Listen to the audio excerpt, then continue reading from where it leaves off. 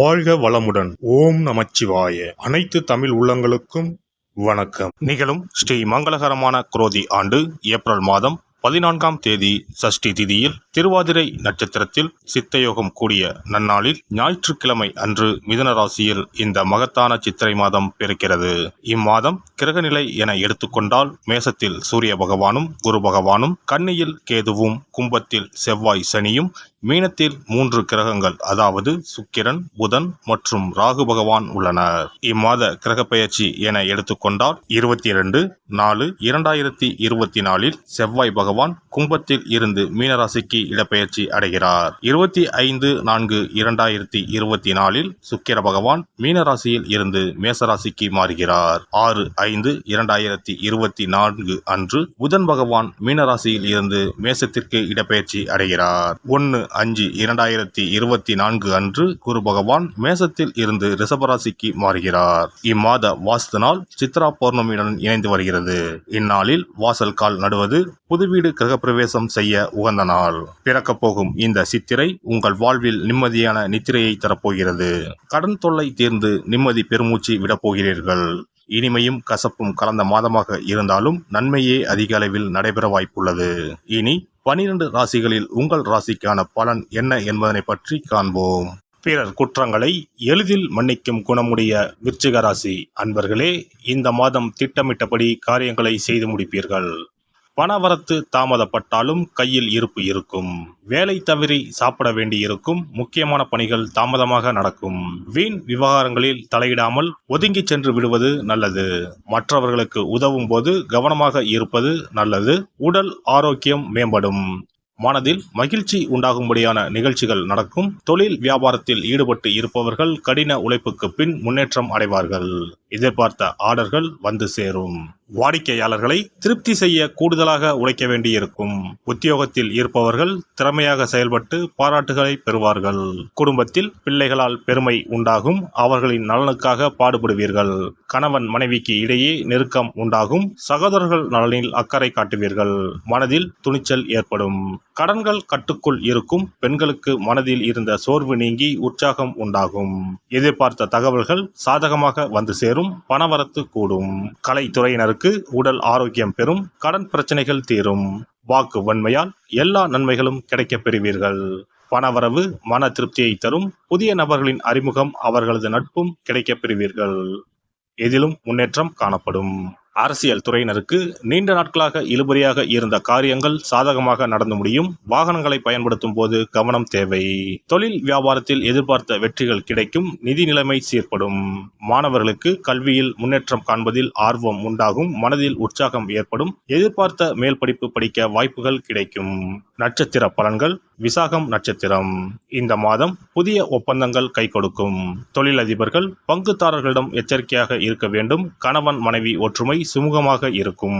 மனைவி வழியில் வரவேண்டிய சொத்துக்கள் கிடைக்கும். வியாபாரிகள் எந்த கொள்முதலையும் தயக்கமின்றி செய்யலாம். வியாபாரம் பெருகும். போட்டியாளர்கள் விலகிச் செல்வார்கள். அனுஷம் நட்சத்திரம். இந்த மாதம் ஊழியர்களுக்கு வரவேண்டியவை அனைத்தும் வந்து சேரும். கேட்ட இடத்திற்கு மாறுதல் கிடைக்கும். மகான்களின் சந்திப்பு ஏற்படும். தங்கள் பிள்ளைகளுக்கு வரன் தேடும் பெற்றோர்களுக்கு நல்ல சம்பந்தம் வந்து சேரும். நீங்கள் எடுக்கும் முடிவுகள் நல்ல வாய்ப்புகளை பெற்றுத்தரும். உங்களை ஒதுக்கியவர்களே உங்களை தேடி வருவார்கள். கேட்டை நட்சத்திரம். இந்த மாதம் தொழிலாளர்கள் ஓய்வில்லாமல் உழைக்க நேரும். அதற்கேற்றவாறு கூடுதல் வருமானமும் வந்து சேரும். தொழிலதிபர்கள் நினைத்தபடி உற்பத்தி கூடும். புதிய ஒப்பந்தங்கள் வரும். லாபம் பெருகும். வியாபாரிகள் நல்ல லாபத்தை பெறுவார்கள். பழைய பாக்கிகள் வசூலாகும். உடல்நிலையில் இருந்து வந்த சிரமங்கள் முற்றிலும் நீங்கும்.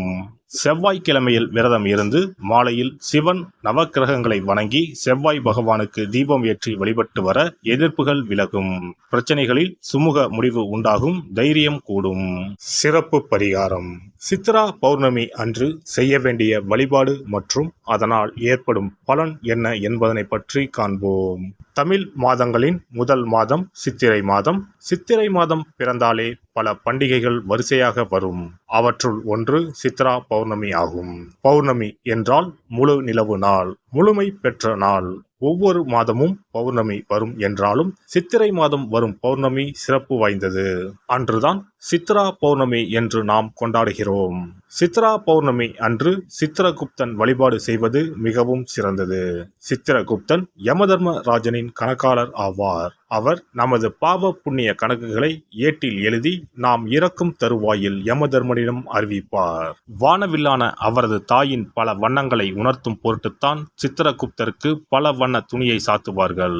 சித்திரகுப்தன் கேது என்ற கிரகத்திற்கு உரிய கடவுள். அவருக்கு கொல்லினால் செய்யப்பட்ட வடை அல்லது சுண்டல் படைக்க வேண்டும். மலர்களால் அர்ச்சனை செய்து வழிபட வேண்டும். சித்ரா பௌர்ணமி அன்று சித்திரகுப்தனை வழிபடுவதன் மூலம் நமது எண்ணங்கள் தூய்மை அடையும். நாம் பாவ செயல்களை செய்யாமல் புண்ணிய செயல்களை செய்யும் வகையில் நமது எண்ண ஓட்டங்கள் தூய்மை அடையும். பாவம் மற்றும் புண்ணியம் செய்ய தூண்டுவது மனம்.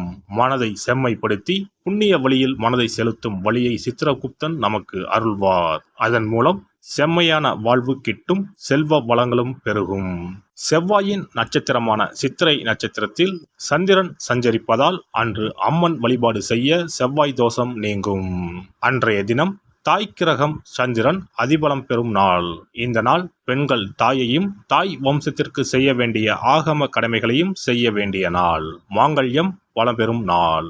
சித்ரா பௌர்ணமி அன்று வீட்டை சுத்தம் செய்து பூஜை அறையில் விநாயகர் படத்தை வைத்து அரிசி மாவால் சித்திரகுப்தன் படம் வரைந்து கையில் ஏடும் எழுத்தாணியும் வரைய வேண்டும். சித்திரகுப்தா என்று சொல்லிக் கொண்டு இருக்க வேண்டும். அன்று உப்பில்லாத உணவுகளையே உண்ண வேண்டும். மாலையில் பௌர்ணமி தினம் உதயமானதும் சித்திரகுப்தனுக்கு பூஜை செய்ய வேண்டும். தலைவாழை இலையில் சர்க்கரை பொங்கல் அல்லது வெண்பொங்கலை படைக்க வேண்டும்.